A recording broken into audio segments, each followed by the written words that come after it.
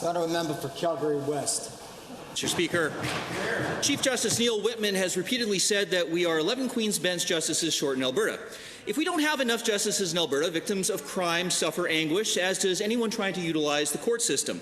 To the Justice Minister, given that the number of Queen's Bench justices set by provincial regulation with federal authority, and given that due to our high rate of population growth, Alberta needs an appropriate number of justices just to keep our court systems functioning properly, will the Minister of Justice commit to pass a regulation to expand the number of Court of Queen's Bench justices by 11?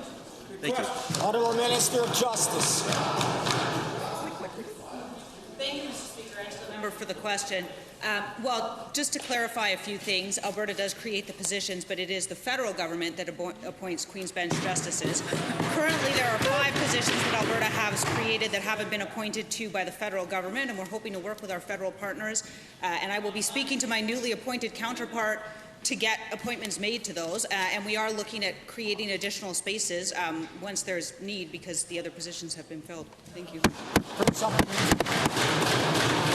Thank you.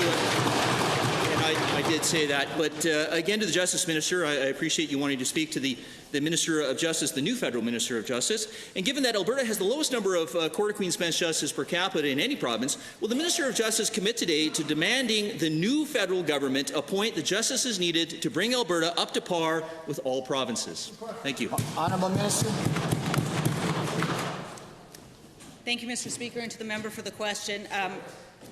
The former federal government felt that population wasn't a driver that should determine how many Queen's Bench justices a province got.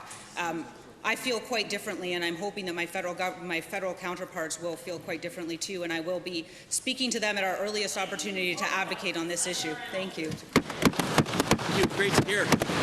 State Minister, given that Budget 2015 cuts 4.2% from the Alberta Crown Prosecutor Service, and given that reducing the number of already overworked Crown prosecutors slows down the justice system, will the Minister of Justice tell us how a $4 million budget reduction for Crown prosecutors does anything but delay justice for victims and result in dropping charges against accused criminals due to long delays? What will the Minister say to those victims? Honourable Minister. Thank you, Mr. Speaker, and to the member for the question.